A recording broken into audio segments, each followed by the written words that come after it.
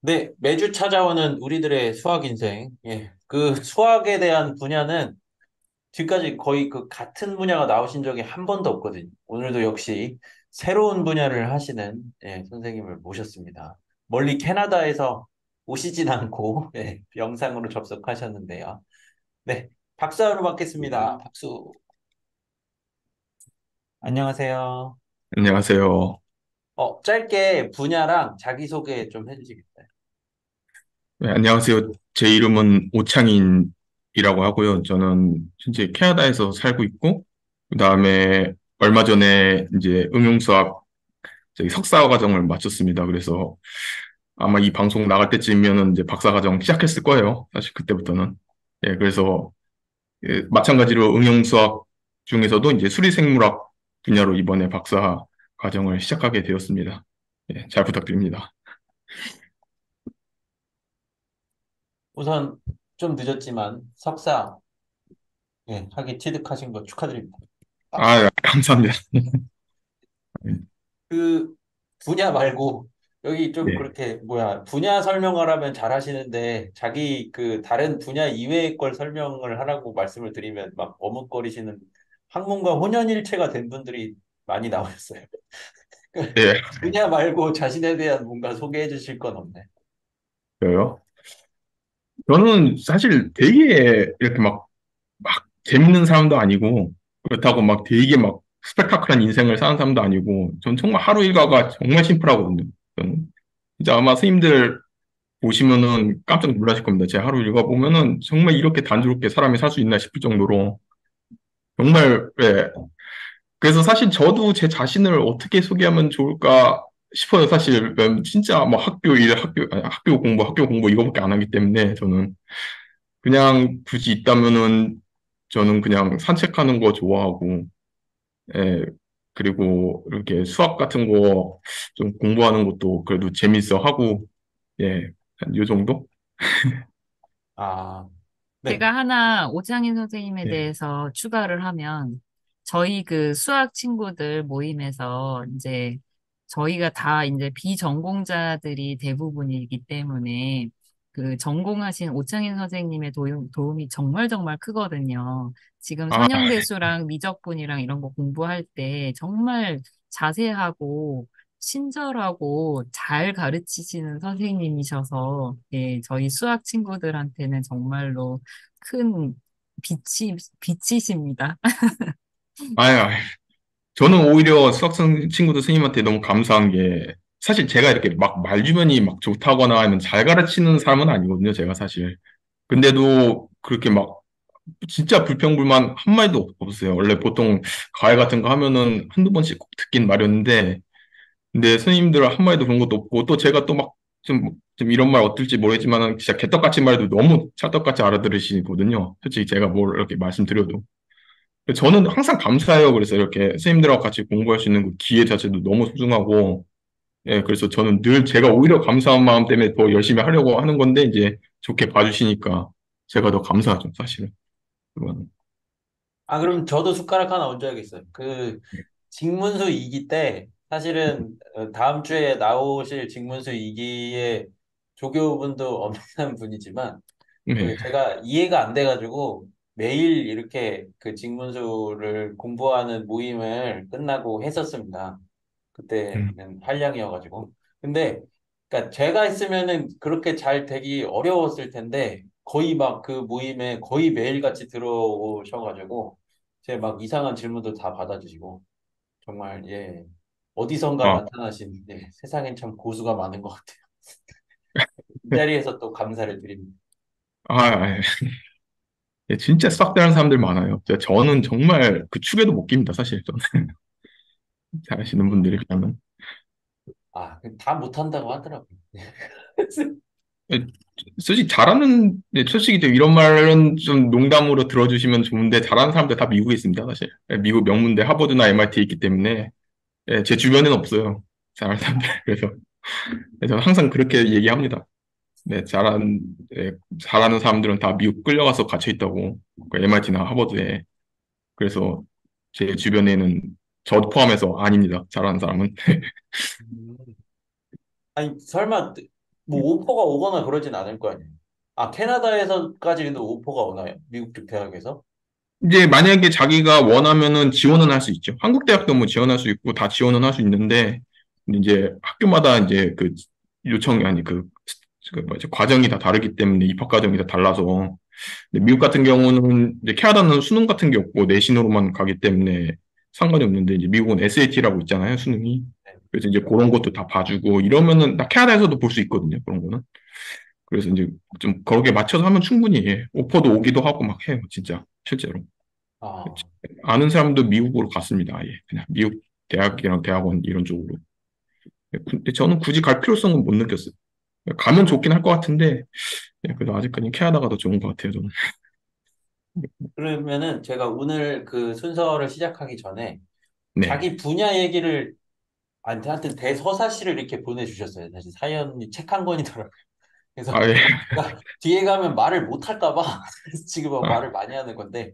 어쨌든 그 자기 분야 이야기를 먼저 하고 싶으세요? 아니면은 그 자라왔던 그런 것들을 먼저 하고 싶으세요? 크게 두 가지로 그렇게 하면 될 겁니다. 저는 사실 제가 이제 제 분야 설명을 위해서 일단 PPT 자료는 준비는 해놨거든요. 아, 그래요? 근데 만약에 선생님들이 그 보시기에 왠지 이제 제가 두 가지 모델을 준비해서 좀 수리 생물학이라는 게 뭔가 좀 보여드리려고 두 가지 모델 좀 아홉 페이지인데 PPT로 그래서 이제 좀 그 정도로 준비를 해봤는데 이제 오히려 선생님들이 보시기에 저는 사실 이게 처음이라서 이제 약간 이게 흘러가는 흐름을 잘 모르니까 한 그 정도 페이지가 있는데 이제 선생님들이 보시기에 어떤 걸 먼저 할지 오히려 결정해 주시면 제가 거기에 따르겠습니다. 네. 아, 그런 거 저는 없어요? 수리생물학이 궁금해서 그거 먼저 듣고 싶기는 해요. 저는. 아, 그럼 그런가요? 그렇게 그럼 하죠. 할까요? 사실 들어는 봤는데 수리생물학이라는 게 좀 약간 생소한 분야기는 하잖아요. 아직은 네. 많이는 하는 분야는 아닌 것 같아서 응용 쪽에서도. 네네. 그래서 좀 생소한 분야여서 그거 먼저 좀 얘기해 주시는 것도 괜찮을 것 같아요. 음. 아, 그러면은, 예, 제가 그러면은 좀 그쪽 분야를 먼저 설명해 드리고 그러면은, 예, 아, 저도 오히려 그러면 그게 편할 것 같아요. 반대면 지금 빨리 얘기하세요, 다른 분. 저는 상관없어요. 3초만 기다리겠습니다. 없을, 아, 3초 너무 길어서 방송사고 나서 안 되겠다. 그냥 하시죠. 네. 네, 보여주세요. 공유 권한은 드렸으니까 네. 공유하실 수 있어요. 보여주세요. 수리생물학. 이제 박사로 이게, 새로 들어가는 분야이신 거죠? 예, 제가 석사는 이제 화학 쪽을 했었는데, 이번에 아니, 박사는 그 수리생물하고 아예 그냥 갈아탔습니다. 그래서, 예, 그좀 요즘에 많이 생물학을 공부를 하고 있어요, 사실. 근데 이거는 이제 대학원 때 제가 수리생물학 과목을 들으면서 좀 제가 이건 실제로 이건 제가 프로젝트로 한 거고, 예, 그래서 이제 아마 되게 재밌으실 거예요. 그거 들으시면은 저도 하면서 되게 즐겁겠거든요. 요거는. 그래서 실제로도 연구도 많이 진행되고 있는 걸로 알고 있습니다. 이쪽 분야는 제가. 제가 이제 두 가지 모델을 준비를 했는데, 하나는 제가 이제 디터미니스틱 모델링이라고 해가지고, 이제 확정론적 모델링이라고 하나요? 그걸 한국어로는. 그리고 또 다른 하나는 이제 스토캐스틱 모델링이라고 해가지고, 확률론을 이용한 모델링을 준비했습니다. 그래서 요 첫 번째 경우가 이제 확정론적, 모델링이라고 해서 저희가,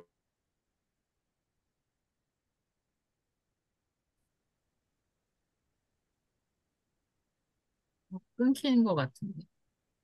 아, 저만 끊기는 게 아닌데요. 네네네. 지금 소리가 안 나고 있어요. 편집해 주시겠죠?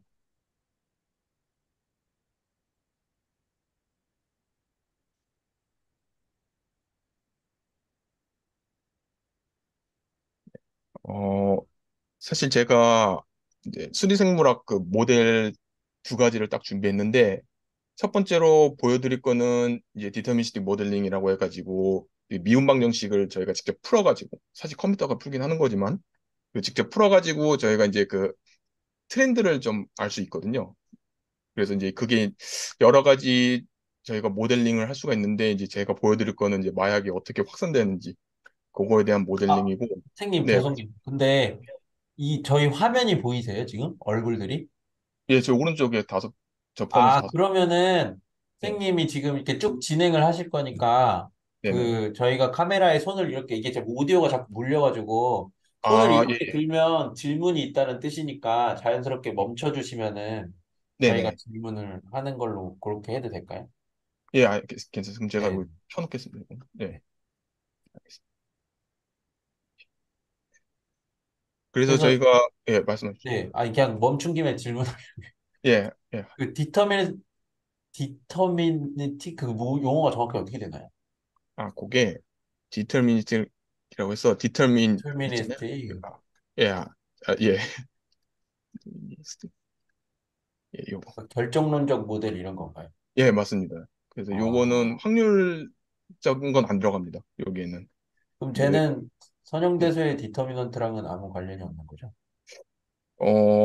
예, 그거까지는 제가 사실 말씀드릴 수가 없을 것 같아요. 그래서 저도 그 어원이나 그런 거는 사실 잘 모릅니다. 그 아, 디터미넌트가 뭔지는 알아도 그거랑 근데 뭔가 연관성은 있지 않을까요? 그래도 그러니까 이게 어떤 확산을 할 때 그 식을 찾는, 그러니까 규칙을 찾는 거죠.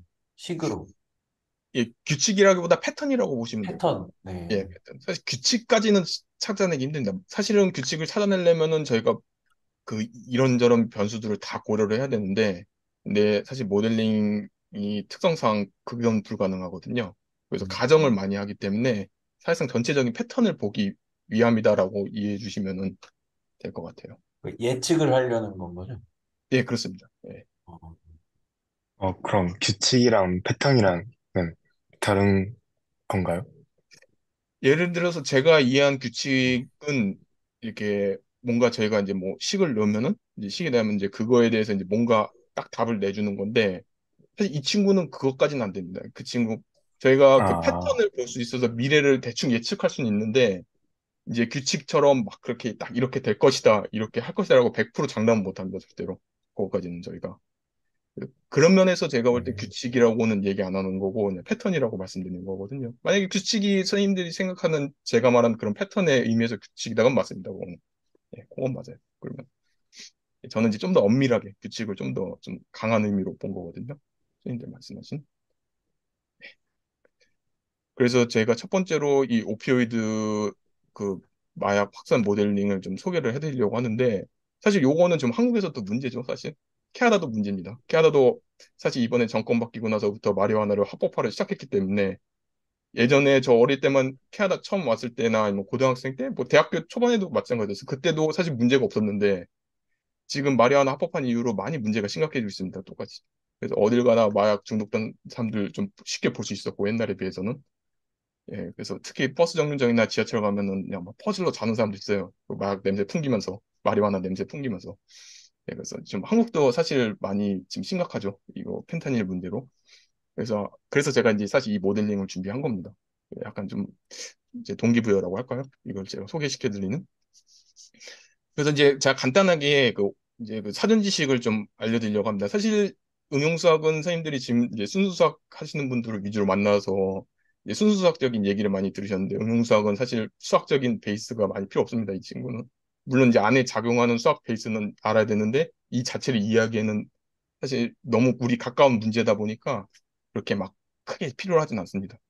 그래서 이제 저만 알고 있으면 된다, 사실. 수학은. 제가 해야 되는 사람이기 때문에. 근데 들으시는 분들은 필요 없어요, 수학 내용이. 먼저 오피오에 대해서 제가 간단하게 말씀드리면 사실 이거는 사실 많이 들어보셨기 때문에 제가 그냥 짧게만 훑고 지나가겠습니다, 이거요. 첫 번째로 오피오이드는 저희가 통증을 완화하는 데 사용되는 약물입니다. 실제로는 마약성 이제 진통제라고도 하는데, 이제 그래서 이 친구들은 보통 이제 뇌에서 이제 저희가 이 약이 작용을 해서 보통 통증을 완화시키고 그리고 이제 진정감을 주고 그리고 또 이제 즐거움, 행복감을 주거든요. 유포리아라고 하는데 약간 이런 것들을 유발하는 약물입니다. 이 친구들이. 근데 이제 문제는 마약성이라고 불리는 이유는 중독성이 너무 심합니다. 이 친구들은. 선생님들도 아시다시피 마약 하면 중독성이죠, 무조건. 그래서 중독성이 너무 심하기 때문에 항상 이제 자제를 좀 하면서 써야 되는데 대표적으로 이제 우리가 잘 알고 있는 게 모르핀하고 헤로인하고 그다음에 유명한 펜타닐이 있죠. 그리고 이제 이 오피오이드 백신이 지금 개발 중입니다. 선생님들 이제 아마 들어보실 수도 있는데 뉴스 같은 데 가끔씩 나왔거든요. 근데 현재 지금 개발 중이고 지금 쥐들한테 실험을 한 결과 특히 펜타닐 백신에 대해서 어, 효과가 있다고 지금 밝혀졌습니다. 딱히 부작용도 못 발견했고, 쥐들이 실제로 펜타닐의 면역을 보였어요. 그래가지고 이게 지금 인간한테 지금 실험 중이라고 지금 나와 있는데 그 결과는 아직 모르겠습니다. 좀 먼 얘기 같아요. 음, 그 원리가 그냥 오피오이드를 그냥 병균처럼 그게 몸한테 가르치는 겁니다. 그 약이, 그 백신이. 그래서 면역 체계가 그 오피오이드 그 분자를 공격할 수 있게끔 그렇게 저희가 자극을 해주는 거거든요. 그 오피오이드 백신이. 예, 말씀해 주십시오. 그 말씀하신 얘기를 들으니까 궁금해지는데, 오피오이드 백신을 주사를 하면은, 네, 예를 들어서, 몰핀 같은 경우는 필요에 의해서 주사를 하기도 하잖아요. 예, 맞습니다. 예. 그런데 오피오이드 백신이 들어가면은 그 몰핀 주사를 놔도 효과를 못 보는 거 아닌가요? 그래서 제가 그거를 좀 찾아를 봤는데, 근데 그거에 대한 내용은 없어요. 아직까지는. 그게 이게 정확하게 그런 그러니까 아마 제가 보기에 그런 필요로 한 사람들한테는 이 백신이 못 맞을 것 같은 걸로 알고 있습니다. 저는. 지금 제가 이해한 바로는 왜냐면은 모르핀 같은 이런 진통제가 정말 필요한 사람들은 사실 백신을 맞으면은 이걸 차단시켜 버리는 거기 때문에 아예 이 분자들을 차단시키는 거거든요. 내 쪽으로 못 다가오게. 그러니까 차단시킨다기보다 그냥 애초에 그냥 면역체계 보고 막으라고 그냥 명령을 하는 거기 때문에 사실 못 느끼죠, 통증을. 아, 죄송합니다. 통증이 못 느끼는 게 마약을 못 느끼는 거. 예, 말씀해 주시죠. 음. 예, 아, 이건 좀 농담인데요. 네. 아마 그 코로나 백신도 사실 100%못 먹잖아요. 그래서 네, 그걸 맞습니다. 잘 응용수학으로 조절하면 아, 적당히 받아들일 수 있도록 할 수 있지 않을까. 그냥 헛소리 해봤습니다. 아, 계속해서. 수학에 있어서는 헛소리는 없는 것 같아요. 사실 그런 게 다 아이디어가 돼가지고 논문화돼서 나오는 거거든요. 사실 엉뚱한 사람들이 학자해야 됩니다. 실제로. 똑똑한 사람이 아니라 엉뚱한 사람이 해야 돼요, 학자는. 그래서 아무튼 오피오이드가 제가 사실 이 생물학 지식도 많이 없고 그래서 아까 그 게으른 선생님 말씀에는 사실 충분하게 답변 못 드립니다. 사실 솔직하게 말씀드리면은. 근데 이제 제가 이해한 걸 말씀드리자면은 이제 오피오이드 진통제를 필요하는 분들한테는 이 백신은 맞으면 안 되는 걸로 알고 있어요. 현재까지는 제가. 근데 그거에 대해서는 자세한 얘기를 제가 못 봤기 때문에 이거는 제 추측입니다. 그래서 그냥 제가 이렇게 여러 번 읽어봤을 때 그런 사람들한테는 이걸 못 맞추겠다는 싶은 생각이 들더라고요. 애초에 이런 거 차단시켜버리는 거기 때문에. 그래서, 예, 그래서 그거에 대한 답변은 그냥 제 추측으로만 좀 대체를 할게요. 그거에 대해서는. 그래서 이 원리를 살짝 보면은 여기 그 파란색 알갱이들이 엔돌핀이거든요. 그리고 이 동그란 게 뇌인데 그 레셉터라고 부르는 수용체가 있습니다. 그 머릿속에요. 그 뇌 쪽에 사실 이제 세포 쪽에 이제 다 달려 있긴 한데 수용체들이 뭐 없는 것도 있다고는 하지만은 아무튼 이런 식으로 달려 있는데 엔돌핀이 여기 이거 리셉터랑 이렇게 접촉을 하면은 저희 뇌의 그 보상 시스템이 작동을 합니다. 그래서 도파민이 분비가 되거든요. 그럼 우리가 행복감을 느끼고 즐거움을 느끼죠.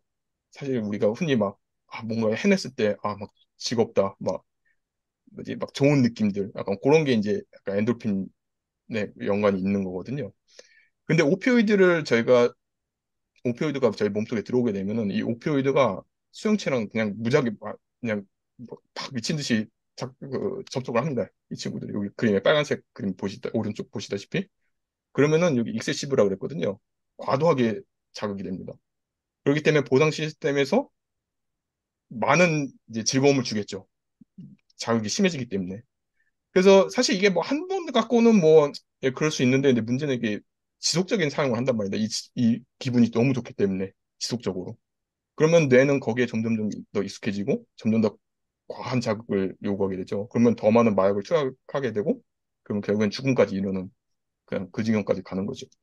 그래서 이제 이 오피오이드 백신이 죄송합니다. 오피오이드 이 마약성 물질이 참 무서운 건데 요런 이제 약간 생물학적인 지식이 좀 필요할 것 같아서 말씀드렸습니다.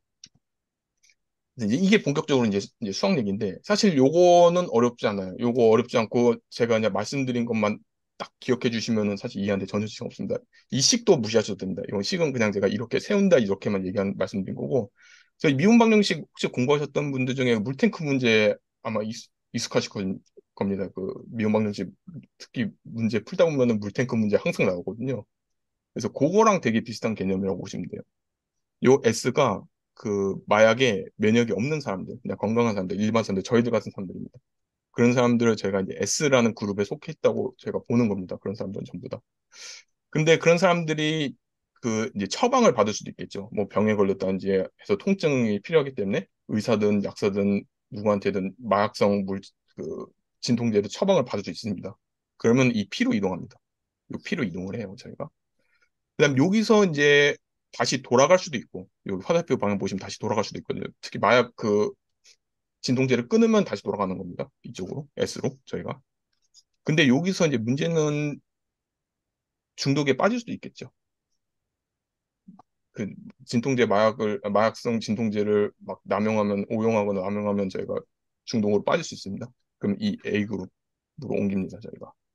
그리고 여기서 만약에 자기가 의지가 있어서 하겠다, 재활 치료를 하겠다, 그러면은 저희가 이제 T로 이동하고, 근데 여기 있어도 다시 돌아가는 사람도 있죠. 마약 그 맛을 못 잊어가지고. 그래서 이렇게 다시 돌아가는 화살표가 여기 있습니다. 이걸 릴랩스라고 합니다, 영어로. 릴랩스. 다시 재중독하는 거거든요. 그 다음에 이제 치료한 사람 중에서도 솔직히 사실 드물긴 한데 완치한 사람이 있습니다. 사실 저는 봤거든요. 그러니까 제가 눈으로 보고 아니지만 TV에서 봤습니다. 완치돼가지고 자원봉사로 나선 사람도 있습니다. 그 기분을 너무 잘 알기 때문에. 그래서 그분들을 제가 R이라고 하겠습니다. R로 이동했다고 합니다. 이렇게. 그리고 이분들도 근데 또 마약에 다시 빠지는 경우도 많아요. 정말 많습니다. 이분들. 그래서 다시 여기 화살표가 다시 일로 가거든요. 그리고 이 백신은 이제 가상입니다. 아까 말씀드린 오피오이드 백신인데 이건 가상으로 제가 그냥 넣는 겁니다. 근데 예, 질문해 주십시오. 네. 네. 이게 지금 결정론적인 모델링을 하는 거를 예시로 보여주시는 거죠? 예, 맞습니다. 요게 아, 지금 그 첫 번째 예시입니다. 네, 알겠습니다. 그래서 저희가 요 그림을 봤다. 이걸 사실 저희가 플로우 차트라고 부르거든요. 말 그대로 그냥 차트인데 그냥 흐름을 나타내는 차트라는 뜻이죠. 이걸 저희가 플로우 차트라고 하거든요. 그래서 어떻게 이제 인구가 어떻게 흘러가는지, 마약에 관해서 어떻게 흘러가는지에 대한 그림이거든요. 그래서 요거를 갖고 저희가 이제 이렇게 식을 세울 수 있습니다. 이 위에 이 점은 그 그냥 DSDT 이런 식으로 보시면 돼요. 그냥 T로 미분한 거라고 보시면 돼요. 근데 너무 좀 칸을 많이 차지하기 때문에 이렇게도 많이 씁니다. 논문에서. S 닷 이렇게 해가지고 이게 DSDT입니다. 그냥. 그래서 저희가 이렇게 식을 취할 수 있습니다. 근데 이거의 식에 대한 설명은 사실 어렵지 않습니다. 전혀 어렵지 않아요. 이거 누구나 다 할 수 있는 겁니다. 그 원리만 이해하면은. 사실 이 그림만 보면은 무조건 세울 수 있어야 돼요. 거꾸로 이 식만 봐도 이 그림도 저희가 그릴 수 있고요. 근데 요거에 대한 자세한 설명은 중요한 게 아니기 때문에 예, 제가 이건 스킵하겠습니다. 그리고 말씀해 주시죠. 지금 괄호 열고 가상이라고 되어 있는 거를 알고 싶어서 모델링을 하는 건가요? 사실 제 프로젝트 목적이 예, 저 좀 날카로운 지적이신데 사실 제 프로젝트의 목표가 요겁니다. 요 부위의 그 효능을 알아보는 것입니다. 이거. 그래서 가상이긴 하지만은 이게 만약에 상용화가 된다고 했을 때 어느 정도의 접종률이 필요하고 또 어느 정도의 효능이 필요한지에 대해서 알아보는 게 제 자체 프로젝트 주제였어요. 예, 요거에 대해서. 특히 이제 알겠습니다. 브리티시 콜롬비아라고 이제 밴쿠버가 있는 주가 있거든요. 여기가 지금 캐나다 내에서 제일 마약 문제로 골치 썩는 데입니다. 거기가 지금. 그래가지고 이제 그 주에 한해서인데 거기가 제일 잘 공개를 해줘가지고 거기 정부랑 통계청 자료 제가 들어가가지고 막 해서 여기 이렇게 파라미터 제가 직접 다 구한 거거든요. 그러니까 거기 이제 자료들 보고 이렇게. 그래서 근데 요거 같은 경우는 사실 아직 등장하지 않았기 때문에 이건 제가 코로나 백신을 그냥 가져왔습니다. 한국 코로나 백신 효능을 가져왔어요. 그냥 이거는. 예, 그래서 한국은 공개를 했어요. 코로나 백신이 효능이랑 그 접종률을. 그래서 제가 그거 갖고 이거는 임의로 한 거고. 이런 식으로 제가 이제 파라미터를 전부 다 계산을 해가지고 이제 이 식을 컴퓨터를 이용해서 푼 겁니다. 사실 이 식은 못 풉니다. 저희 손으로. 이거는 저기 애널리티컬 솔루션이 없어요. 해석적인 해가 없습니다. 이 친구는. 보시면 아시다시피 논리니어에다가 여기 전부 다 이렇게 연립방정식처럼 연결이 돼 있거든요. 이런 식으로. 그래서 이건 손으로 절대 못 푸는 겁니다. 컴퓨터만 풀 수 있어요. 그래서 이제 요게 결과인데 사실 요게 좀 많이 흥미롭습니다. 흥미롭다기보다 조금 절망적이에요, 사실은. 왜냐하면 이 점선을 보시면은 이게 이제 사실 백신에 대해서는 제가 딱히 설명 안 하겠습니다. 이거는 뭐 백신에 아직 나온 게 아니기 때문에. 근데 이제 제가 말씀드리고 싶은 거는 백신이 없을 때를 좀 봐주셨으면 좋겠어요. 이거를. 이 점선을 보시면은 이게 지금 2여거든요, 단위. 연도입니다. 연이에요, 지금. 근데 지금 2020년이라고 대충 치면은 23년이긴 하지만 20년이라고 치면은 보시다시피 한 150년까지 계속 증가세입니다. 계속 이대로. 심지어 이거는 전부 다 파라미터가 픽스가 됐을 때, 고정이라고 했을 때 저희가 이런 결과가 나오는 거거든요. 근데 사실 고정적이지가 않죠. 더 심해졌으면 심했을 겁니다. 상황이. 그럼에도 불구하고 100년 넘게 계속 증가를 추세를 이룬다는 겁니다. 그, 마약, 마약 중독자 수가요. 근데 이 백신 접종이 이루어지면은 그래도 10년, 한 10년까지는 증가세였다가 그 다음부터는 제가 감소하는 걸 볼 수 있습니다. 근데 문제는 여기 보시면 아시겠지만 안 없어집니다. 이게. 근데 이게 되게 좀 재밌는 현상이거든요. 왜냐하면 코로나나 아니면 우리 전염병 같은 경우는 0을 찍어요. 백신을 맞으면은 이렇게 0에 수렴합니다. 항상. 근데 이 경우는 0에 수렴하지 않고 이게 항상 이렇게 남아 있어요. 이게. 그래서 제가 이유가 뭘까 하고 이렇게 생각을 해봤는데 제가 크게 이 두 가지로 좀 결론을 내렸습니다. 이거에 대해서. 첫 번째는 집단 면역이 불가합니다, 마약은. 왜냐면 저희가 이거 헐드 이뮤니티라고 해가지고 전염성 질병 같은 경우는 면역을 안 맞은 사람도 면역이 없는 사람도 그 면역을 가지고 있는 사람들이 배려가 되어주거든요. 그렇기 때문에 자기가 비록 본인은 아니, 백신을 맞지도 않았고 또 거기에 질병에 노출된 적이 없어서 면역이 없지만은 주변 사람들이 면역이 있기 때문에 그 사람들이 배려가 돼줍니다. 그렇기 때문에 일정 수준 이상 맞으면은 알아서 병이 사라져 버려요. 아무리 몇 명은 접종을 안 했다 할지라도 그 배리어들이 돼주기 때문에 그 병이 더 이상 퍼지지 못해가지고 죽어버립니다. 근데 마약 같은 경우는 사실 이게 불가능하죠. 왜냐면 전염병 같은 경우는 내 의지에 상관없이 걸리는 겁니다. 이거는. 근데 마약은 아니죠. 자기 의지가 강하죠. 막지 말라고 해도 맞을 사람은 맞을 거란 얘기입니다. 백신이 나와도요. 백신이 나와도 그 기분 좋으니까 백신 안 맞고 그냥 계속 맞을 사람 있을 거거든요. 코로나 백신도 안 맞은 사람이 있는데 이거 없을까 싶은 거죠, 저는. 그게 이제 제 첫 번째 이유고. 두 번째가 이제 강한 중독성입니다. 이것도 사실 아까랑 좀 얘기가 좀 비슷하긴 한데, 강한 중독성이 있기 때문에 쉽게 끊기 어려울 거란 얘기입니다. 이게 백신이 나와도 못 끊는 사람들 분명히 있을 거란 얘기죠. 이게. 그렇기 때문에 이 비율이 어느 정도는 유지가 될 거다. 절대 없어지지 않을 거다. 마약 같은 제명병이랑 달리. 백신을 아무리 개발을 해도 분명히 이 소수 인원은 참고로 1이 저희가 최대 500만으로 보는 겁니다. 1이 여기서 500만입니다. 500만이니까 이건 비율이에요. 비율.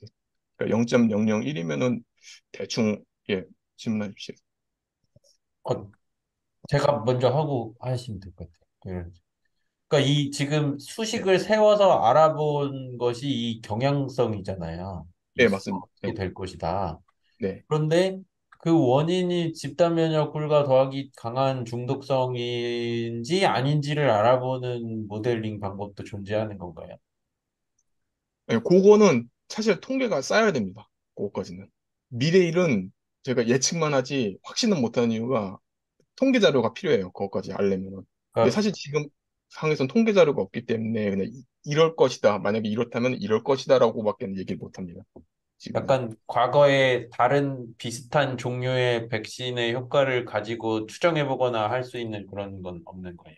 물론 이거는 제가 보기에 결정론적인 모델링은 아닌 것 같긴 하지만 아니요, 그것도 사실은 있습니다. 사실 제가 이제 그 다음 장에서 소개시켜 드릴 건데, 파라미터 값들을 저희가 임의로 막 넣어봐가지고, 그, 어느 정도 영향을 미치는지, 그거에 대한 저희가 조사를 분석을 하거든요. 그게 이제 아까 선생님이 말씀하신 약간 그런 거랑 비슷합니다. 그렇게 해서 이 정도 접종률이 됐을 때는, 그러니까 반드시 이 정도는 넘어야지 저희가 어느 정도 효과를 볼 수 있다. 약간 이런 예측은 할 수 있습니다. 정확하진 않지만은, 없는 것보다 나을 거란 얘기죠. 아이 없는 거. 네, 네, 질문해 주십시오. 그, 아까 전염병 같은 경우는 시간이 오래 지나면은 네, 그 퍼플레이션이 0이 된다고 말씀하셨는데, 네네. 그러면 전염병이랑 이런 오피오이드는 플로우 네. 차트가 다른가요? 사실 플로우 차트가 전염병 같은 경우는, 아니요, 이게 조금씩 다른데 그 성질에 따라서 좀 다릅니다. 예를 들어서 HIV가 에이즈죠. 예, 그 에이즈 같은 경우도 조금 다르고, 그래프가. 근데 사실 그 플로우라는 거는 비슷한데, 특히 이 마약 같은 경우는 이 릴랩스라는 게 요게 좀 예외거든요, 요게. 음, 보통은 요게 없습니다. 보통은. 왜냐면 질병을 면역이 생기면 더 이상 질병은 감염이 되지 않기 때문에 돌아가는 일은 없거든요. 독감 같은 거 빼고. 근데 마약은 아니죠. 언제든지 돌아갈 수가 있죠. 자기가 그거를 끊고자 하는 의지가 없으면은 중간에 아니면 사라진다든지 이러면 그러니까 실패하는 경우죠, 사실. 일랩스라는 게. 그렇기 이게, 때문에 예, 이게 말씀하십시오. 파퓰레이션이 0이 되지 않는다는 거는 이 플로우 차트 전체가 어떤 스테디 스테이트에 들어가 버렸다는 얘기인데, 예. 그러니까 그렇게 될 수밖에 없는 어떤 뭐 구조라던가 그런, 그러니까 0으로 수렴을 하는 경우와 그렇지 않은 경우에 예, 어떤 예. 구조적인 차이가 있는지 그런 게 좀 궁금해서 사실 질문을 드렸던 거고요. 만약에 말씀, 사실 그거에 대한 답은 제가 한 가지 드릴 수가 있는 게 그 리프로덕션 넘버라는 게 있습니다. 여기서 제가 리프로덕션 넘버라고 해가지고 이게 이제 보통 전염병에서는 어떤 의미로 쓰이냐면 한 명의 감염자가 몇 명의 그 비감염자들을 감염시킬 수 있는지 평균적으로 예, 그거를 이제 측정하는 이게 수입니다, 사실. 그래서 요게 1보다 작으면은 0이 수렴합니다. 언젠가는 반드시. 아, 근데 이게 1보다 크면은 아니에요. 요런 식으로 됩니다. 1보다 크면은. 근데 이건 사실 이거 구하는 게 사실 되게 힘든데, 이거 구하는 게 정말 힘든 일이거든요. 근데 뭐 굳이 수학적인 거 얘기 안 해도 정확하게 저희가 1 커지면 당연히 중독자든 아니면 뭐, 저기 막, 그 전염병이든 걸리는 사람들 많아질 거라는 거는 예측할 수 있잖아요. 한 명이 2명 이상 감염시키면은 그건 100% 그건 증가할 겁니다, 그거는. 근데 1보다 작으면 알아서 소멸하겠죠. 그냥 언젠가는. 시들시들 해도, 예, 맞습니다. 그리고 아까 그 방정식을 세울 때 네, 그니까 물론 이 오피오이드라는 거는 뭐 옆 사람이 걸렸는데 비말 전염이나 이런 게 되는 거는 아닌 물질이잖아요. 그런데 그게 네네. 아니고 예를 들어 주변에 리프로덕션 넘버처럼 주변에 그 마약 중독하는 인구가 늘어나면 심리적으로 영향을 받아서 네. 자기도 하게 되는 그런 심리적인 요인이나 그런 거를 고려할 수가 있나요? 그 사실 수학적으로. 그 되게 좋은 질문이신데 사실 마약 모델링도 리프로덕션 넘버가 있습니다. 이것도 한 명의 마약 중독자가 몇 명을 퍼뜨리는지를 보는 겁니다. 그거는 또. 근데 안타깝게도 제 모델링은 이게 의미가 없어요. 이 모델링은요. 왜냐하면은 제가 이건 다음 장에 사실 이 얘기를 안 하려고 했습니다. 사실 이 얘기, 왜냐면 이 얘기가 좀 너무 길어질 것 같아서. 근데 지금 게른 쌤이 질문을 해주셔가지고 사실 이거 나올지 몰랐거든요. 이 질문 해주실지 몰랐거든요. 그래서 오히려 잘 됐습니다. 그건 다음 장에서 더 재밌게 공부할 수, 말씀드릴 수 있을 것 같아요. 요거를 보시면은 전부 다 사실 제 모델링에 따르면 전부 다 1보다 작습니다. 이게 지금 리프로덕션 넘버거든요. 요게. 그럼 반드시 다 이렇게 찍어야 돼요. 다 이렇게 영어로 수렴을 해야 됩니다. 이게 지금 백신이 없는 상황이거든요, 심지어. 근데 제 모델링은 뭐냐면은 요 이 파라미터 요게 뭐냐면은 오피오이드 처방률하고 처방으로 인한 중독률입니다. 이게 0일 때만 이게 0일 때만 1이 작으면은 0으로 수렴합니다, 이게. 근데 문제는 이게 둘 다 0이 아니면은 1보다 작아도 수렴하지 않아요. 이렇게 증가합니다. 이렇게. 그래서 사실 그래서 제 모델링은 요게 의미가 없습니다. 요게 크게 의미가 없어요. 이런 케이스가 있습니다. 드물긴 한데 있습니다. 이런 케이스가. 이 잘못된 모델링은 아니에요. 이런 케이스가 있습니다. 근데 이게 왜 그러면 요걸로 저희가 설명하면 되지 않느냐 이렇게 생각할 수 있는데 요건 또 문제가 뭐냐면은 사실 이건 이 두 가지 케이스는 되게 비현실적이라는 겁니다. 불가능에 가깝다는 얘기죠. 현실적인 세계에서는. 왜냐하면은 오피오이드 처방률이 0이든지 그러니까 처방을 아예 하지 말아야 되든지 아니면은 처방으로 인한 중독률이 아예 그러니까 중독성이 없어야 됩니다. 거기 아니면 중독자가 거기로 빠지는 중독자가 없어야 된다든지. 근데 사실 그건 현실 세계에서는 되게 비현실적인 얘기거든요.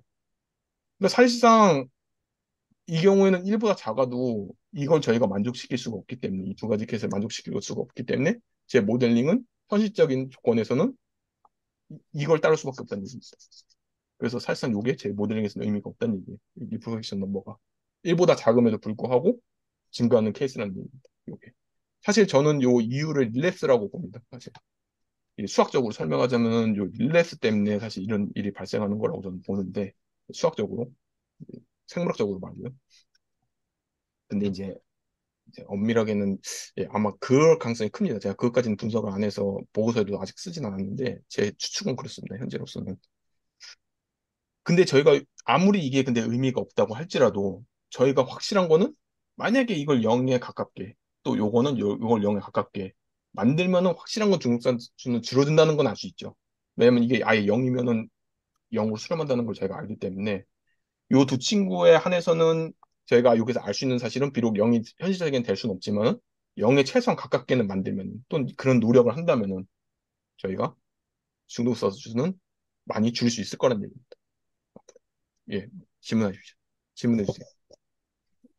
좀 그런 생각을 해봤는데요. 그러니까 네, 이 처방률을 현행 유지 또는 0 이렇게 두 종류만 있는 게 아니고 네네. 뭐 줄이는 거를 추종해서 이렇게 어떻게 변하는지를 알아볼 수 있는 방정식이나 그런 것도 세울 수 있나요?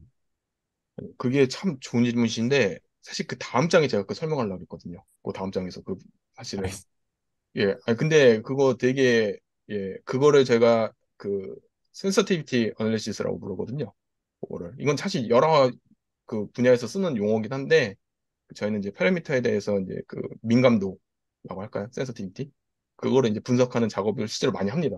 여기서 선생님처럼 그런 궁금증을 해결해야 되기 때문에 그래서 그 다음 장이 이제 요겁니다. 요 그래프가 이제 그 선생님이 말씀하신 그걸 분석한 거거든요. 이게 파라미터 값들을요, 제가 범위를 주고 이게 넣어가지고 그 결과를 분석한 겁니다. 근데 여기서 결과는 그 이제 그 중독자 수고요.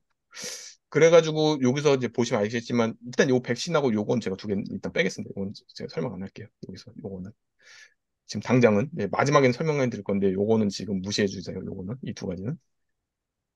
그래서 지금 선생님 그 프람 선생님이 말씀하신 대로 이 저희가 다양한 파라미터 값들을 대입해가지고 이제 그 민감도 중독자 수에 대한 민감도를 조사하는 겁니다. 어떤 파라미터가 가장 영향을 크게 미치는지. 근데 여기서 보시면은 요거랑 요렇게 그다음에 요렇게 이게 지금 좀 많이 민감하거든요. 이 친구들 보면은. 근데 특히 여기서 요거 이쪽을 보시면은 불법 오피이드 중독률하고 회복률. 아, 죄송합니다. 요거네요. 요거랑 요거. 요 두 가지 케이스는 생각보다 영향을 많이 안 미쳐요. 근데 이게 뭐냐면은 불법 오피오이드 중독률. 예를 들어서 마약상한테 가가지고 사는 거 얘기하는 겁니다. 아니면 인터넷에서 불법으로 구매하는 약간 요런 것들. 그다음에 회복률. 마약 그 치료센터에 들어간 사람이 회복해서 나올 그 비율, 그러니까 레이트입니다. 그게. 요거는 생각보다 중독자 수에 크게 영향을 안 미쳐요. 그러니까 아예 안 미친다는 얘기는 아닙니다. 그렇기 때문에 이걸 신경 쓰지 않아도 된다. 요건 아니에요, 절대로. 근데 이제 그 우선순위에서는 좀 밀려날 수 있다는 얘기죠. 정책을 저희가 세울 때, 정부에서. 그래서 중독자 수 증가의 기여도가 적습니다. 이 크기가 작다는 얘기는 저희가 범위를 아무리 크게 바꿔도 크게 중독자 수에 영향을 안 간다는 얘기이기 때문에. 근데 여기서 보시면은 치료 환자 회복 인구 재중독률 요 두 케이스입니다. 요 두 케이스. 요거를 보시면 이렇게 미니마이제이션이거든요. 이게 가장 밑을 찍습니다. 이 두 친구가.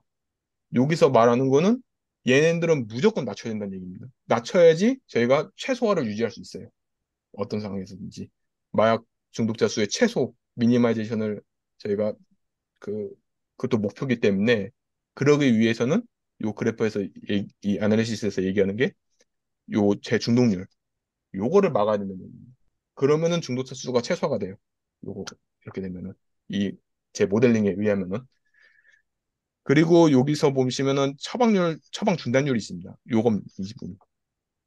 이거는 저희가 중단을 안 하면은 그러니까 설렁설렁 이렇게 내주고 그냥 확인도 안 하고 그냥 이렇게 그러니까 오피오이드 중단시키려는 노력 환자가 오피오이드 처방을 중단하려는 노력을 의사들이 이렇게 강요를 안 하면은 중독 수가 최고로 많이 늘어난다는 얘기입니다. 이게. 여기 보시면 여기 최고점을 찍었거든요. 이게. 그래서 의사나 환자들에 대한 훈련이 항상 필요합니다. 오피오이드의 위험성이나 비오피오이드 약물을 쓰도록 권유하는 약간 그런 환경을 만들어줘야 돼요. 항상. 그래야지 최대화를 안 찍습니다. 이게. 그리고 여기서 또 딴 거, 오피오이드의 질문 있으신가요?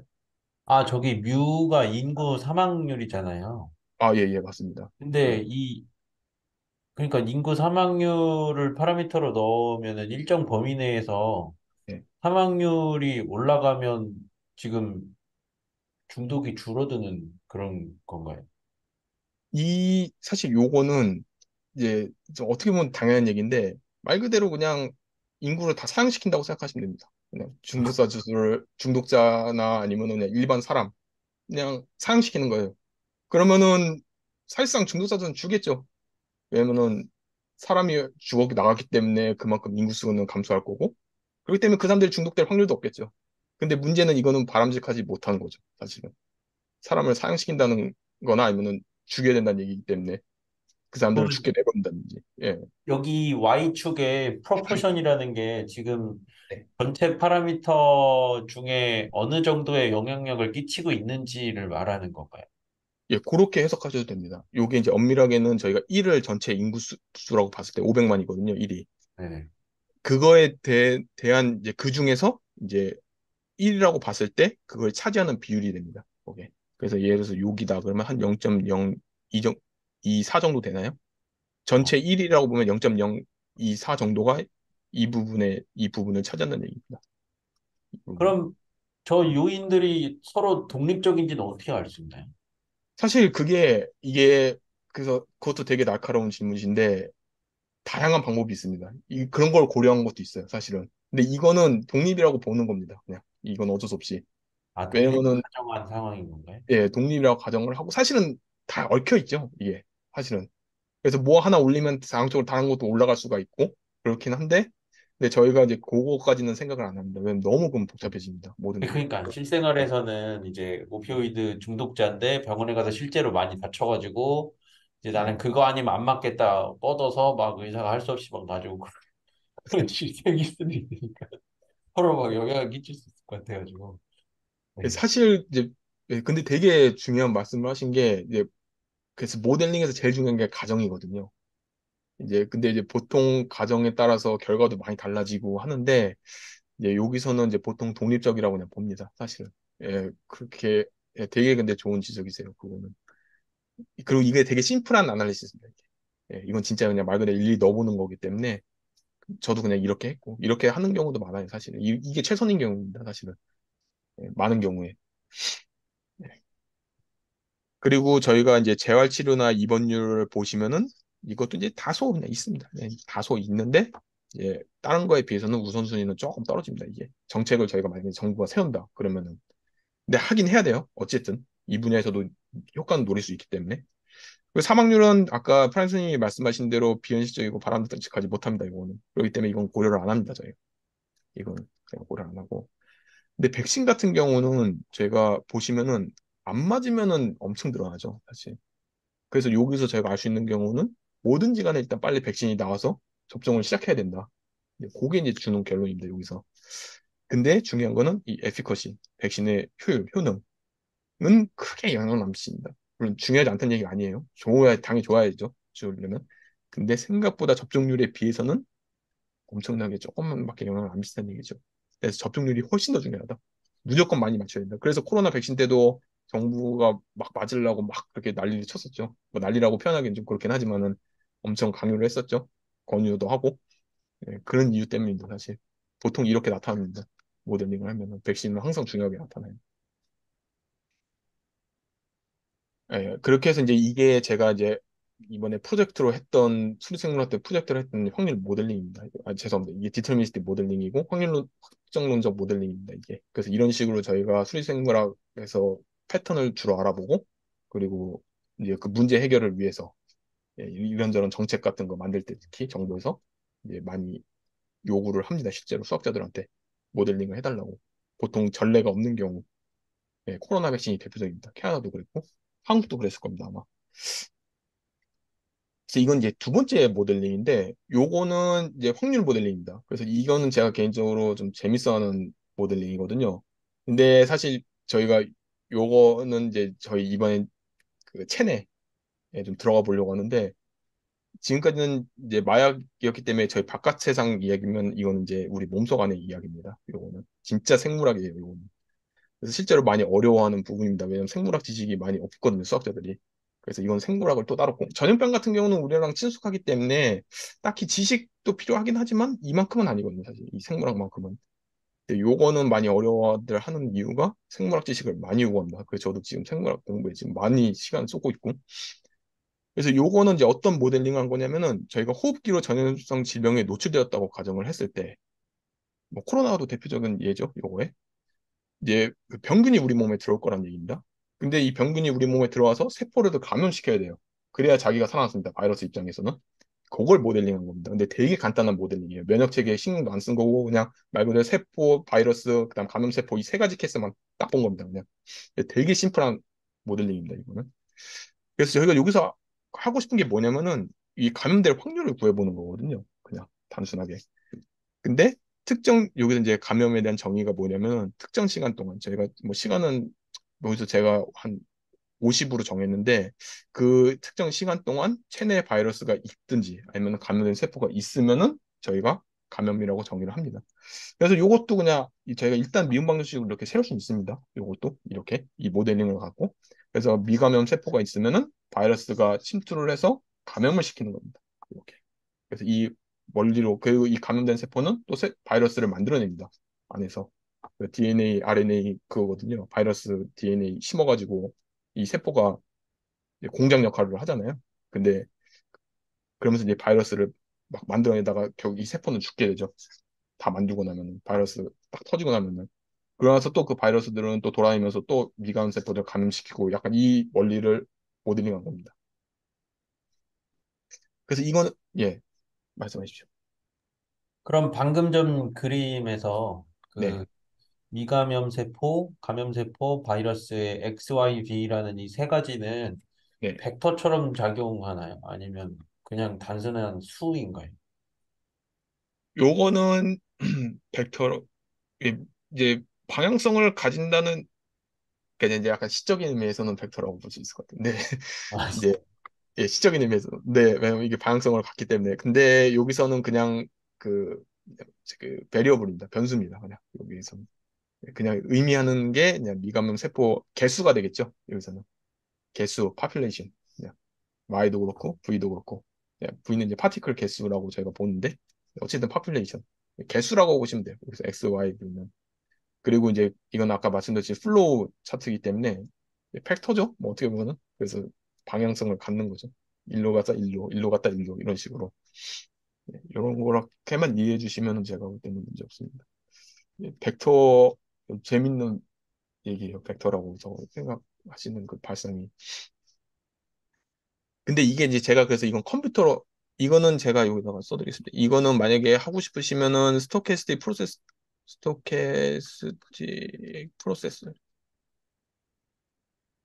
요거를 공부하시면은 할 수 있습니다. 이거는. 근데 이거에 대해서는 제가 자세하게 설명 안 합니다. 그냥 요거 공부하시면은 이거 할 수 있습니다. 모델링.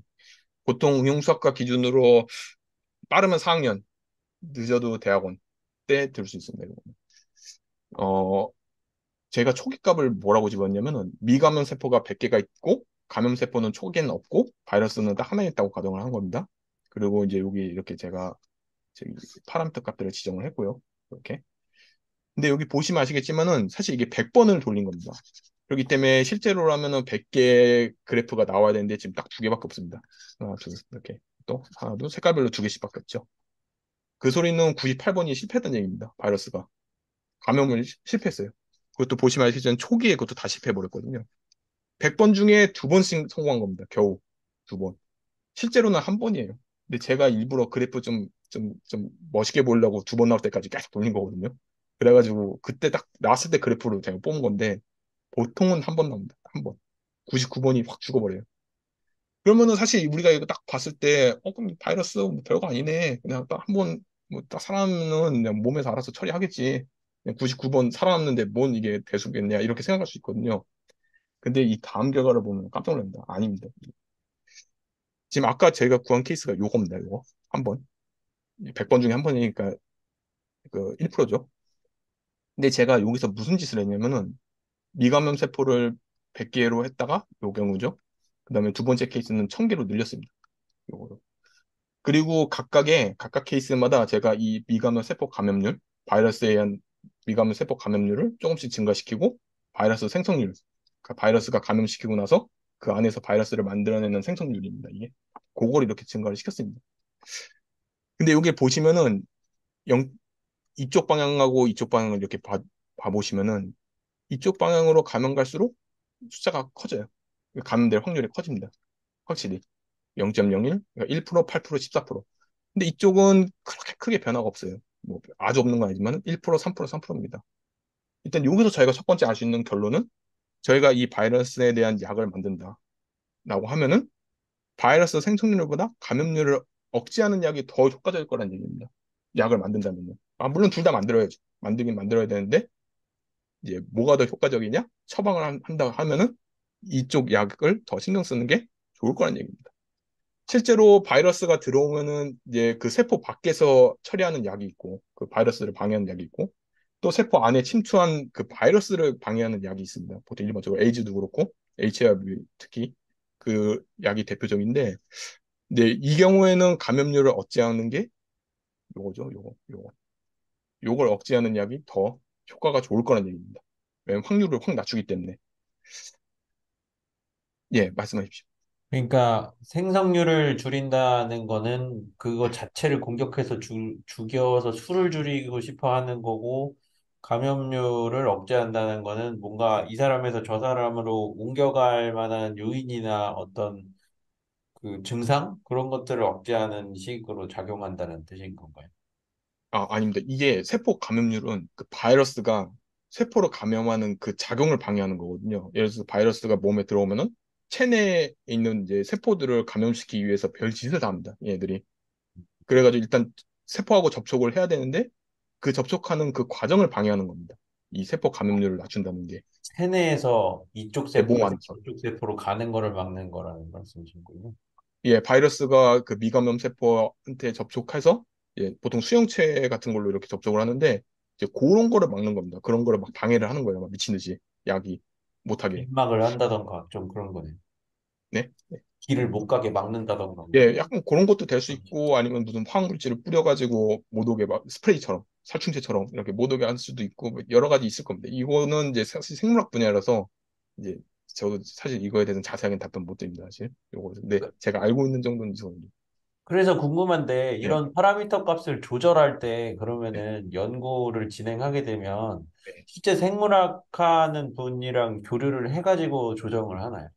예, 아니면은 아, 그거 되게 중요한 말씀하시는데, 예, 맞습니다. 이거는 사실 공동 연구가 많습니다. 그래서 왜냐면 수학하는 사람만 할 수 있는 일이 많이 없거든요. 여기서는 그분들한테서 데이터를 제공을 받아야지 저희가 그거에 대해서 모델링 결과를 낼 수 있는 거기 때문에 예, 협업은 필수입니다. 사실 이쪽으로 오게 되면 응용수학 쪽은 사실 협업이 필수예요. 전부 다.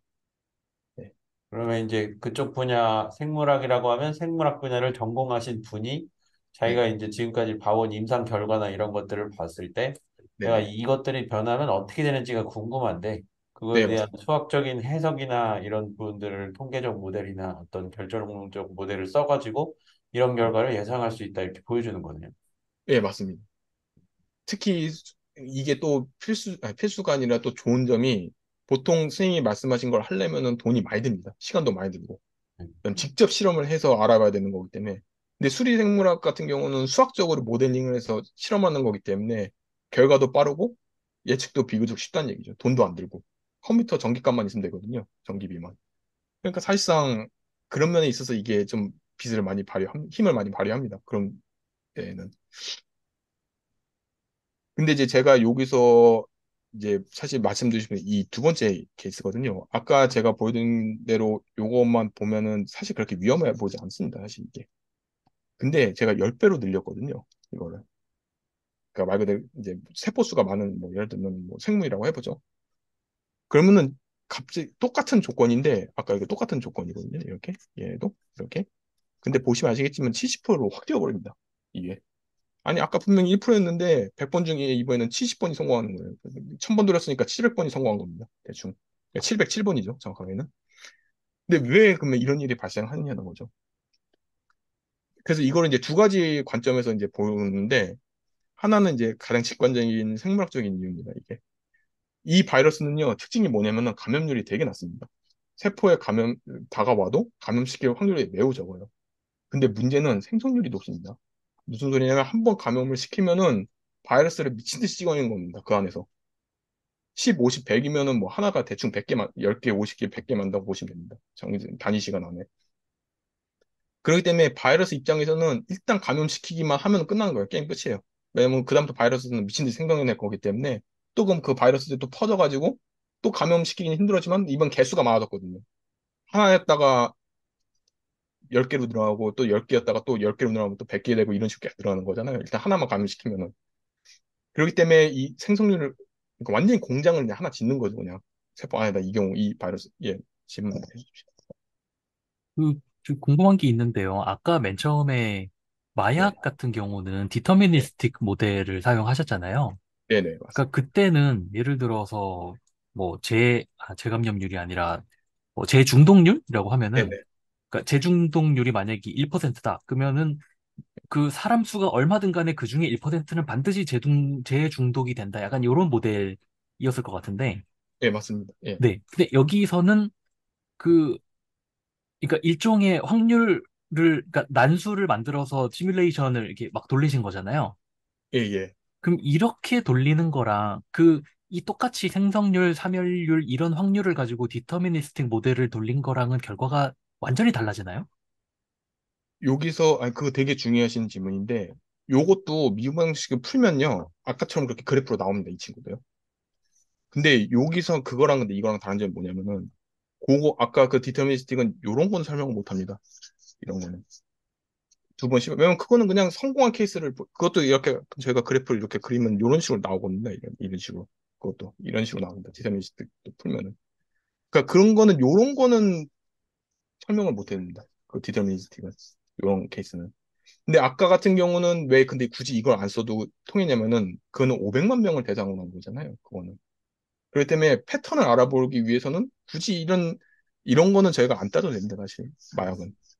예, 코로나도 마찬가지고. 왜냐면 걸릴 사람 어차피 많이 걸렸거든요. 이런 거는 병들이 많이 걸릴 거고 굳이 이런 감염 실패하는 케이스를 안 따져도 어차피 뭐 전염성 있는 애들이니까 또 500만 명이나 있으면은 뭐 당연 얘기로 뭐 전염은 당연히 되는 거기 때문에 근데 이 경우는 보시면 아시겠지만은 많이 실패하죠. 이 경우는. 그렇기 때문에 요 경우는 스토캐스틱 모델링이 잘 먹히는 케이스입니다. 요 경우는. 보통 그래서 저희가 공식화를 하자면은 케이스가 큰 경우는 디터미니스틱을 써도 됩니다. 같은 경우는 디터미니스틱 말씀드린 보통 그 경우는 스토캐스틱 모델링 쓰면은 컴퓨터 엄청 오래 걸립니다. 그거. 일반적으로도. 근데 이제 규모가 작은 거. 규모가 작다는 얘기는 한 명 한 명의 랜덤성이 무작위성이 크게 영향을 미친다는 얘기거든요. 예를 들어서 10억 인구가 있고 10명의 인구가 있는데 그 중에 한 명이 뭐 요상한 살인자라고 해보죠. 그러면 10만 명 중에 한 명이 살인자인 거랑 10명 중에 한 명이 살인자인 거랑은 좀 극단적인 얘기긴 한데 좀 결과는 많이 다를 겁니다. 10명 있는 케이스랑 10억 명 있는 케이스랑 그 살인자 한 명의 행동이 매우 중요해져요. 그때는 10억 중에 한 명 정도면은 뭐 크게 영향은 없습니다. 사실 10억 명 중에 딱 한 명 케이스라면. 근데 10명 중에 한 명은 얘기가 다르죠. 10명 중에 한 명은. 그렇기 때문에 작은 스케일에서는 저희가 스토캐스틱 모델링을 자주 씁니다. 그 경우에는. 왜냐면 한 명 한 명 개개인의 그 행동이나 이런 게 좀 의미가 크게 커질 수가 있기 때문에. 이 경우가 대표적입니다. 이렇게 두 번만 성공하는 케이스가 있거든요. 이런 경우처럼. 디터미니스틱은 이런 거를 못 찾아냅니다. 무조건 다 성공한다고 본다고 보시면 돼요. 디터미니스틱은 그냥 다 성공한다. 이렇게 본다고 가정한 거라고 보시면 됩니다.